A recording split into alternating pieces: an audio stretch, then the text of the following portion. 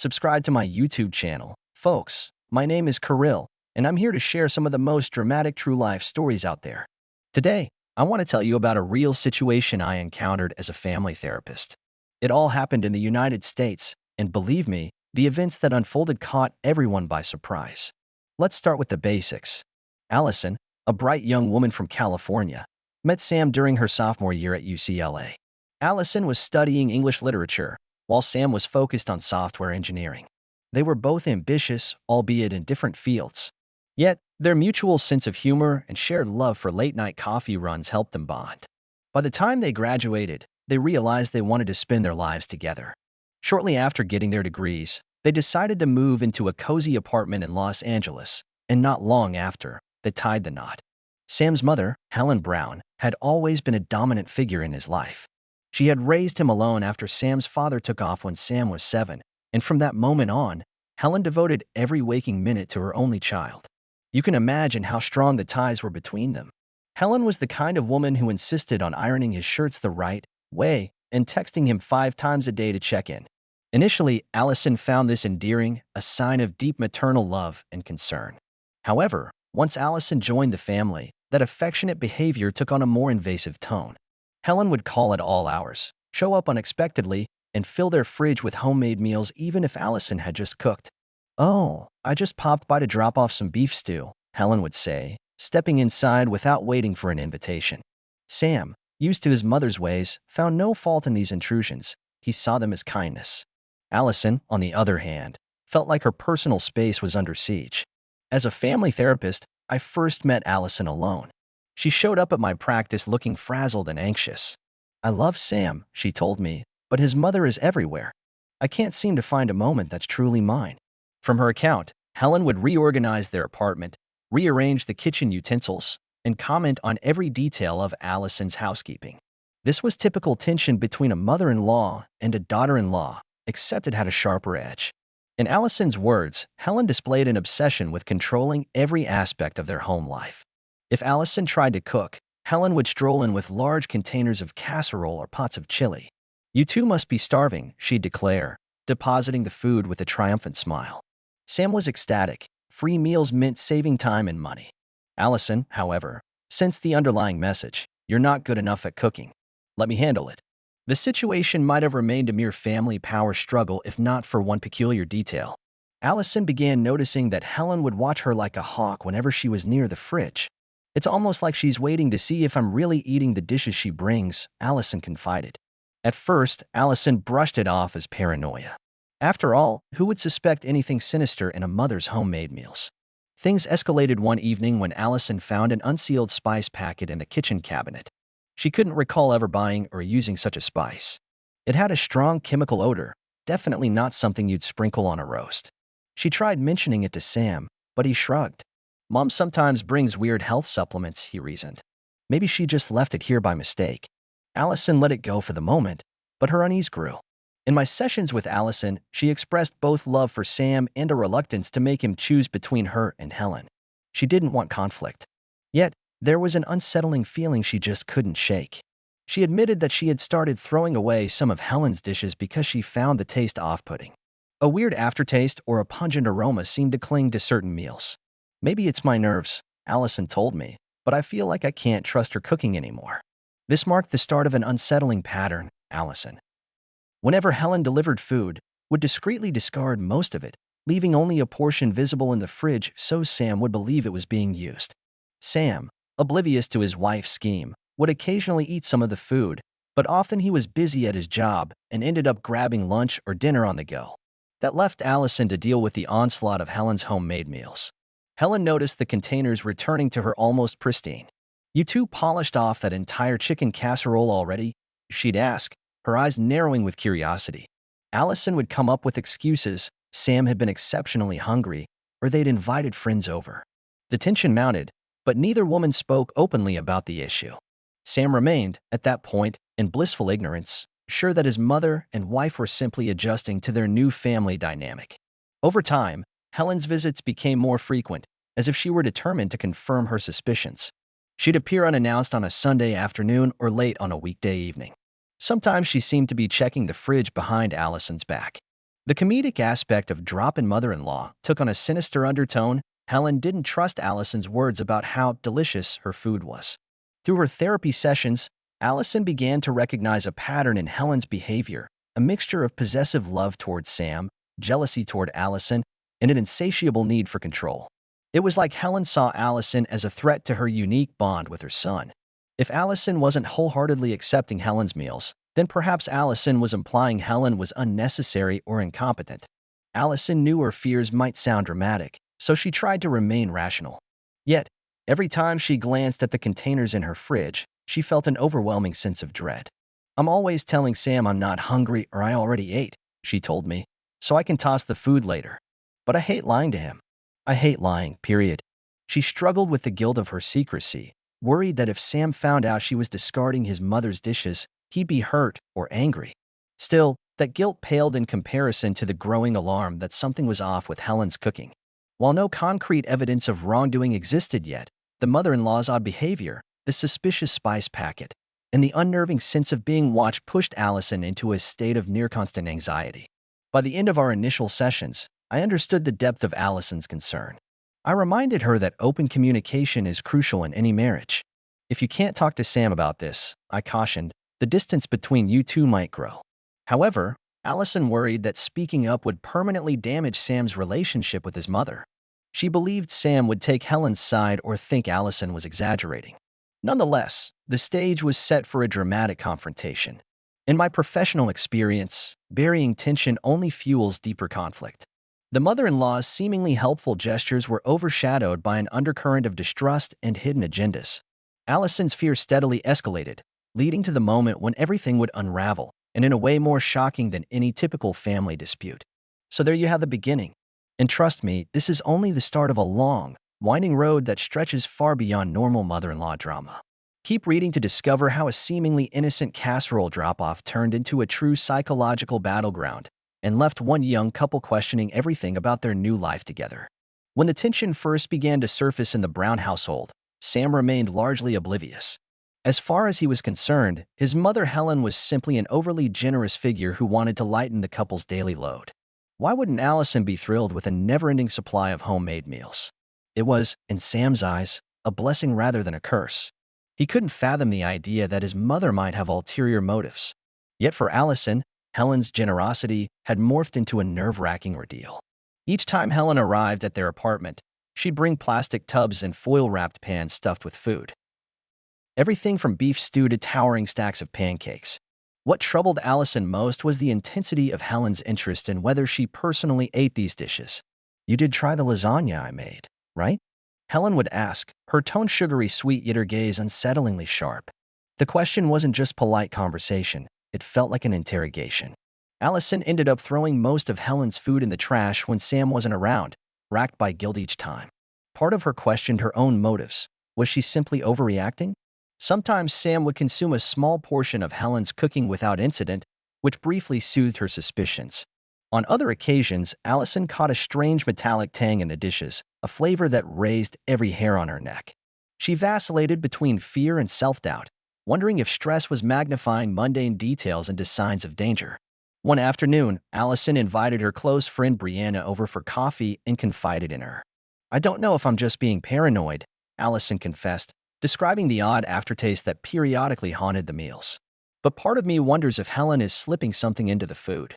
Brianna listened intently, then proposed a daring solution. "If you really suspect foul play, why not get the food tested?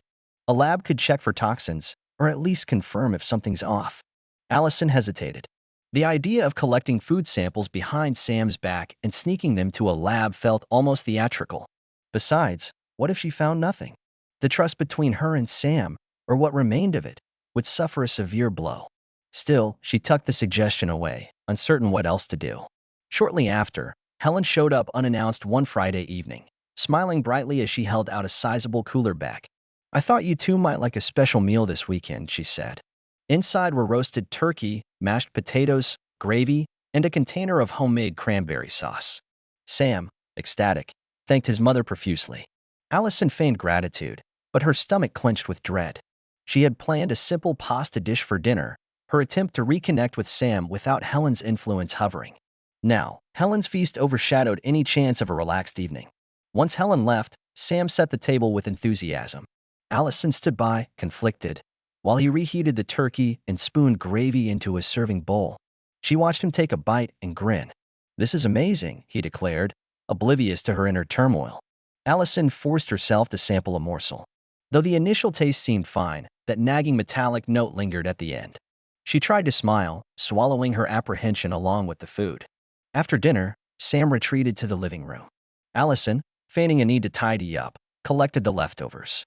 Her hand shook as she scraped turkey and mashed potatoes into the trash, packing it all away in a sealed bag. She slipped outside to discard it, glancing over her shoulder with every step. Under the yellow glow of a street lamp, she imagined she saw a shadow that resembled Helen's shape in the distance. Her heartbeat quickened, but by the time she turned for a better look, the figure was gone. She told herself it was just her imagination playing tricks. At our next therapy session, Allison recounted these details, her voice trembling with unease. "I feel like I'm living a double life. Sam has no idea I'm throwing out his mother's food, and Helen might be watching my every move." In my role as her therapist, I reminded Allison that open communication is vital in any marriage. "Could you share even part of this with Sam?" I asked. "He might surprise you with understanding." But Allison's eyes brimmed with tears as she shook her head. She feared Sam would dismiss her concerns as baseless or, worse yet, see her as driving a wedge between him and his mother. The thought of fracturing their home life like that was too agonizing for her to bear. Meanwhile, Helen's suspicions had also escalated. She'd quiz Allison about each dish she dropped off, asking how quickly they had eaten it and whether they found it flavorful. Her manner seemed pleasant enough on the surface, but a certain edge in her eyes suggested she knew Allison was lying. Sam, busy with work and still somewhat complacent, noticed only that his wife seemed tense. "You sure everything's cool?" he asked one morning. Allison merely nodded, forcing a brittle smile. A breakthrough of sorts came when Allison discovered an unmarked bottle in the pantry. She had no recollection of buying it. Sniffing the contents, she detected a strong, acrid scent unlike any common spice or sauce. She immediately suspected Helen. Her mind raced. Was Helen storing strange substances in their home, or could it be some innocuous herbal remedy? Either way, alarm bells went off. Should she show it to Sam? Should she toss it to avoid confrontation? Ultimately, she stashed the bottle at the back of the cupboard, unsure of her next move. Each passing day left her more shaken. She confided in Brianna again, who urged her to investigate. "You need evidence," Brianna insisted. "If you confront Sam or Helen without proof, they'll just deny everything or call you hysterical." That advice made sense, yet Allison remained paralyzed by indecision. She feared an irreparable family rift. She also worried about Sam's reaction if it turned out she was wrong. The dynamic was too precarious, and so she waited, hoping the situation might resolve itself. But as anyone who's lived through such a crisis can attest, avoiding confrontation rarely leads to resolution. Then came a phone call from Helen late one evening. "Just checking in," she said with a forced lightness. "I wanted to see if there's anything you need. Food? Groceries? Maybe something else to tide you over." Her tone implied she was fishing for clues on what Allison might be missing or what might have been thrown out. Allison answered in clipped sentences, giving away no details, but she sensed the undercurrent of hostility behind Helen's words. It was almost as though Helen wanted to corner her, to catch her in some lie about the meals. By the time Allison hung up, her nerves were frayed. She paced the living room, the phone still in her hand, wondering if she could keep this up any longer. The notion of living under constant scrutiny was exhausting, and the possibility that Helen's intentions were more sinister than mere control was now at the forefront of her mind. In a final attempt to maintain peace, Allison decided to invite Helen and Sam's mutual friends over for a small dinner party that weekend, hoping a social setting might ease tensions. She planned to cook everything herself, carefully excluding anything Helen had contributed. It was a bold move, almost a declaration that she didn't need Helen's cooking. But Allison also believed that with more witnesses around, the atmosphere might remain polite. Helen accepted the invitation, sounding downright smug when she said, "I'll be there, and I can bring a dish too."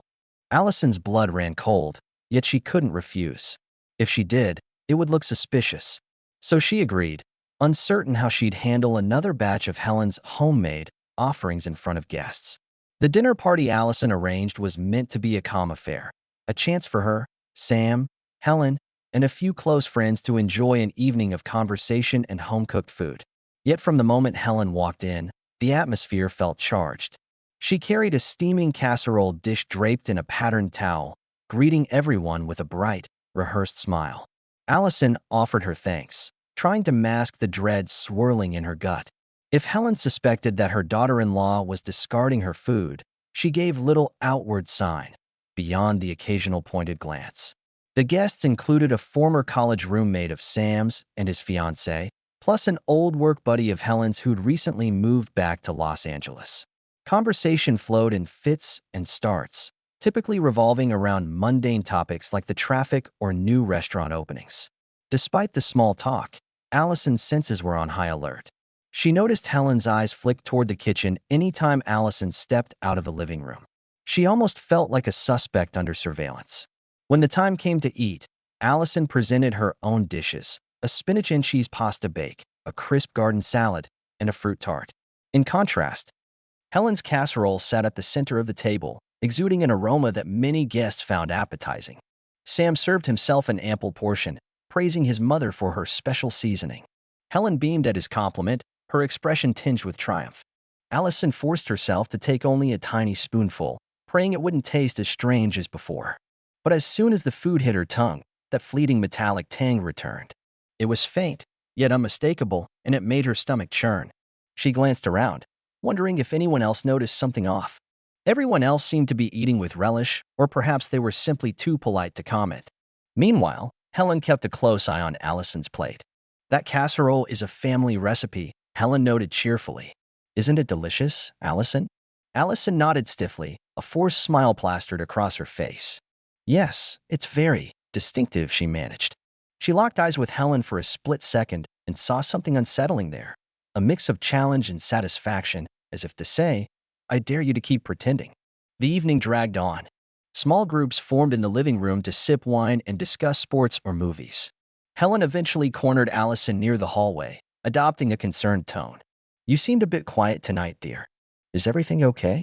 You're not still upset about me bringing food over, are you? Helen's voice was soft, but the question felt like a threat. Allison fought to steady her nerves. I'm fine. Just busy with work and, planning this dinner. She offered a thin smile and stepped away, desperate to break free from Helen's piercing gaze. She couldn't tell if the older woman was taunting her or probing for a confession. After the guests left and the apartment grew silent, Sam and Allison retired to their bedroom. Sam was in a genial mood.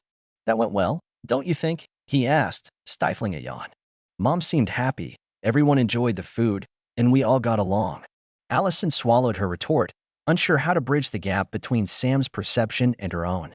Yeah, it was fine, she murmured. Then she braced herself. Sam, can I ask you something? Did you notice anything odd about your mom's casserole? He paused, eyes flicking up in surprise. Odd how? Tasted pretty good to me. Wringing her hands, Allison replied, maybe it's me, but I get a weird aftertaste whenever I eat her dishes. Sam sighed. Al, I know you've been stressed. I really think you might be reading too much into this. Mom's cooking can be strong because she uses a lot of spices, especially organic stuff she orders online. Maybe that's what you're picking up on. Allison wanted to press further. What about the unmarked bottle she'd found, or the metallic flavor that didn't taste like any spice she'd ever known? But the fatigue in Sam's eyes persuaded her to let it drop. She retreated to the bathroom, gazing at her reflection in the mirror. If Helen really was tampering with the meals, how could Allison expose it without destroying her marriage? Helen's furtive presence in the apartment that night marked a turning point. Allison knew she could no longer rely on guesswork or half measures. The very next day, she phoned Brianna and confided the entire story, right down to catching Helen with a suspicious container in the middle of the night. That's it, Brianna said firmly. You need evidence, and you need it now. If there's something in that container, you have to prove it. Otherwise, Sam might never believe you. Allison hesitated, thinking about the potential devastation. But Brianna was right. Simply pleading her case wouldn't suffice. She had to act. The following week, she contacted a small private lab recommended by a friend of Brianna's. She scheduled a discreet test for any suspicious substances she could gather from Helen's next culinary offering. The opportunity came sooner than she expected. Helen arrived unannounced, again, this time brandishing a batch of oatmeal cookies. I baked these just for you, she said with a polite smile that didn't reach her eyes. Thought you could use a sweet treat. Allison accepted the container, her heart pounding. Once Helen left, she carefully took a few of the cookies and placed them in a sealed plastic bag, labeling it with the date and time. She also took a sample from a sauce Helen had brought the day before, one she hadn't yet thrown out. Early the next morning, while Sam was still asleep, she drove to the lab and dropped off the samples. Days crawled by. Allison felt tense and sleepless, jumping at every phone call. She avoided Helen's visits by claiming heavy workload, but Sam ended up hearing from his mom more often, complaining that Allison seemed distant and unfriendly. Every time Sam brought it up, Allison made vague excuses, waiting desperately for the lab results. Soon, the test results would either confirm her worst fears or brand her a paranoid wreck. When the lab tech finally called, Allison's blood turned cold. He was brief, yet unequivocal. The cookies and sauce both contained traces of a harmful chemical not found in common household items. The technician was careful not to make any accusations, but the implication was clear: the food was tainted. Allison hung up, her mind swimming. She had proof. Real, undeniable proof that Helen was adulterating her dishes with something toxic. But how could she break this to Sam? What if he refused to believe her? Or, worse yet, demanded they confront Helen in person? She called me for an urgent therapy session, trembling as she recounted the lab findings. You have two choices, I told her gently.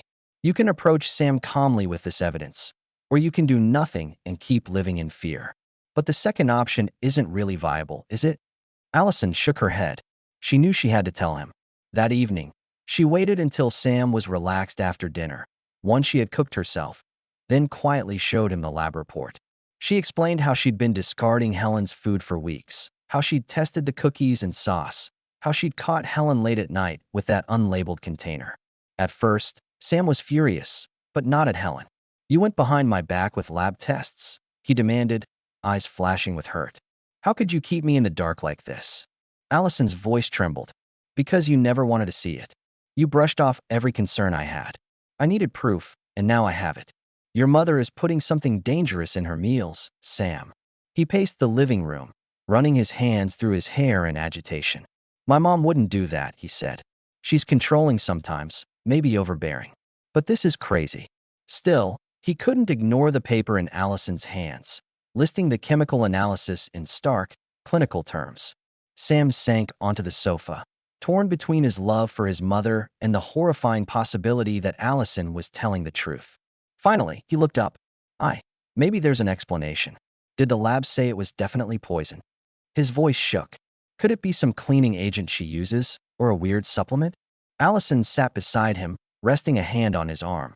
The lab wasn't sure exactly what it is, but it shouldn't be in food at any level. Even if she's mixing chemicals by accident, it's harmful. She hesitated. Sam, I don't think it's an accident. I think your mom meant for me to consume it. He shot her a wounded look. Why would she do that? She loves me. She's always been protective. But that doesn't mean she'd try to poison my wife. Tears slipped down Allison's cheeks. I wish I didn't believe it myself. But she hates that you've chosen me over her. She wants control. And maybe, in her mind, this is how she'll break us apart or make me leave. They talked long into the night, Sam rereading the lab results until he had nearly memorized them. By the next morning, he'd decided he needed to confront his mother. She owes me an explanation, he said grimly. And if she can't give one, then we're going to the police. Allison's heart twisted with both relief and terror. She didn't want to see Sam's life implode, but she also couldn't keep living under Helen's silent threat. A few days later, Sam arranged to meet Helen at her home, insisting Allison come with him. Helen greeted them at the door, wearing her usual guarded smile, one that wavered when she saw the grim set of Sam's jaw. What's wrong, Sammy? She asked, tilting her head. You look upset. Sam didn't waste time. He held up the lab report. Mom, we tested your food. There are chemicals in it that don't belong in anything a person should eat. Helen's face darkened. What are you talking about? This is ridiculous.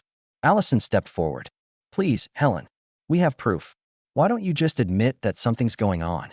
Helen's eyes flicked between them, anger and fear warring on her features. Then she threw her hands up. Fine. You want the truth? I added something because I'm tired of you acting like my food is worthless. All you do is throw it away behind my back. So, yes, I spiked it to teach you a lesson. Allison stared in disbelief. Even Sam staggered back, appalled. Mom, what are you saying? Helen's cheeks were blotched red. I'm saying I wanted her to feel sick, to realize how ungrateful she's been. You never used to ignore me before she came along. Sam's voice shook with rage. That's insane. Do you hear yourself? Helen glared at Allison, her voice rising. You stole my son, turned him against me. Now you're both ganging up on me. Well, I won't let you push me aside. Her eyes shone with a manic intensity Allison had never seen before. Standing there, Allison felt a mixture of revulsion, pity, and relief. At least Helen's confession confirmed she hadn't imagined it. Sam's eyes brimmed with tears. The woman he'd idolized his entire life had admitted to poisoning his wife, even if she framed it as a petty revenge rather than an outright attempt to kill. In the echoing silence that followed, Sam slowly stepped between Allison and Helen. I'm sorry, Mom, he said hoarsely. But this can't go unpunished. What you did is a crime. Helen's expression crumpled, and for a fleeting moment, Allison saw a glimmer of regret. But it wasn't enough to erase what she'd done. The confession hung in the air, irreversible. Allison squeezed Sam's hand, feeling an unexpected sense of calm wash over her. The nightmare was out in the open, and now they could decide how to move forward, together, as a couple. Helen stood across from them, shoulders sagging, rage replaced by something closer to despair. Yet even that remorse seemed laced with bitterness. Helen's confession left Sam and Allison in an agonizing predicament. They had clear evidence of wrongdoing, but pressing charges against a family member was a harrowing step. Despite the rage and betrayal coursing through them, they also felt a deep sadness for the broken woman who had resorted to such destructive measures. In the days that followed, Sam insisted Helen hand over any spare keys to their apartment. She complied reluctantly, tears of both anger and despair staining her cheeks.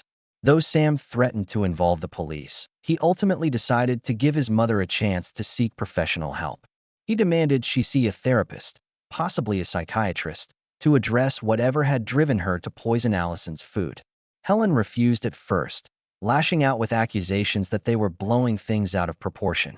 But as Sam calmly reiterated the seriousness of her actions and the reality that they had irrefutable proof, she broke down. She admitted she felt isolated and abandoned, convinced that Sam no longer needed her.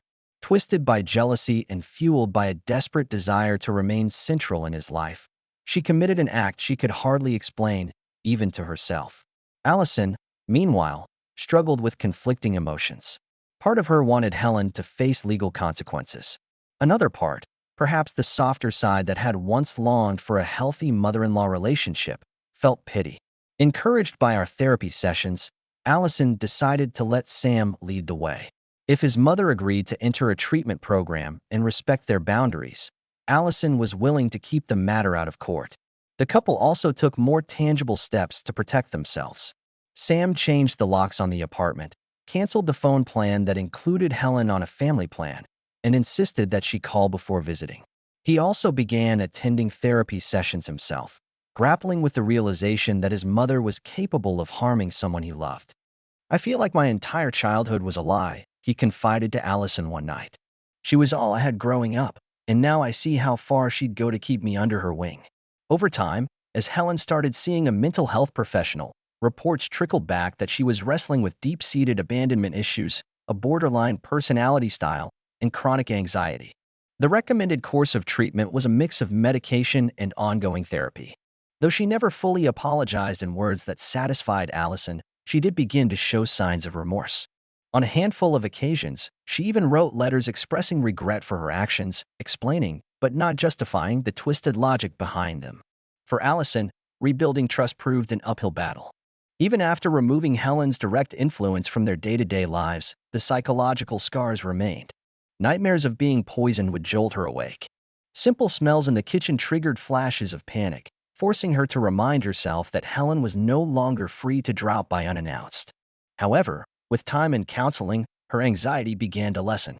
As for Sam, he worked hard to balance his ties with his mother and his devotion to Allison. He visited Helen occasionally, never alone, at least in the beginning, and made sure Allison was comfortable with any plans to see her. Their marriage, once teetering on the edge of an irreparable rift, grew stronger through this ordeal. The crisis forced them to communicate openly, support each other, and define boundaries neither had thought necessary before. In my continued role as their therapist, I saw the transformation unfold slowly but surely. They learned that genuine forgiveness doesn't mean pretending nothing happened. Instead, it means acknowledging the pain while choosing not to let it define the future. And Helen, for all her manipulative deeds, was not entirely lost. She had a chance, if she stuck to her therapy and respected Sam and Allison's independence, to salvage some semblance of a relationship with her son. But that relationship would forever be different, tempered by the knowledge of how far she'd once gone. Ultimately, Sam and Allison chose not to press criminal charges, opting for a legally documented agreement that Helen must continue with treatment and avoid unsupervised contact. If she violated any part of that agreement, they would revisit the police option. It was a difficult decision, one that stirred debate among their friends. Some felt Helen deserved jail time, while others praised Sam and Allison for their compassion. With each passing month, the young couple moved forward with their lives. Allison found renewed focus in her career, no longer dreading every knock on the door. Sam, emotionally wounded but determined, poured himself into personal growth. They married their experiences to a newfound sense of unity. "We survived something horrific," Allison would say. "That means we can face anything else that comes our way." Helen's presence remained a shadow on the periphery, a reminder of the darkness that can surface when love twists into obsession. But it also underscored the power of setting boundaries and the importance of seeking professional help when family conflict escalates beyond everyday squabbles. By the end of it all, the strangest lesson learned was that even the most intense mother-in-law drama can conceal far deeper issues. The best remedy is early intervention, open communication, counseling, and the courage to speak up. If Allison had ignored her instincts any longer, the situation might have spiraled into genuine tragedy. In closing, as a family therapist, I can only stress how vital it is to recognize the first warning signs of toxic behavior. Healing and reconciliation, while difficult, are possible when everyone commits to change. But in cases where the well-being of one partner is at risk, drawing a firm line may be the only solution. Sam and Allison's journey exemplifies both the pain and the potential growth that can emerge when dark secrets finally come to light. In the end, each family member had to face the reality of their roles. Allison discovered her own resilience in the face of betrayal. Sam came to terms with the flaws in the mother he had idolized, and Helen began the slow climb toward accountability. No matter how twisted a family dynamic becomes, there remains a possibility of healing as long as people are willing to confront the truth and put in the work for real change. And that, dear readers, concludes the story of Allison, Sam, and the mother-in-law whose misguided love nearly tore them apart. If you found this tale riveting, don't forget to subscribe to my YouTube channel. I'm Kirill, and I'm here to bring you more cautionary stories that remind us all of the delicate balance between love, control, and personal boundaries.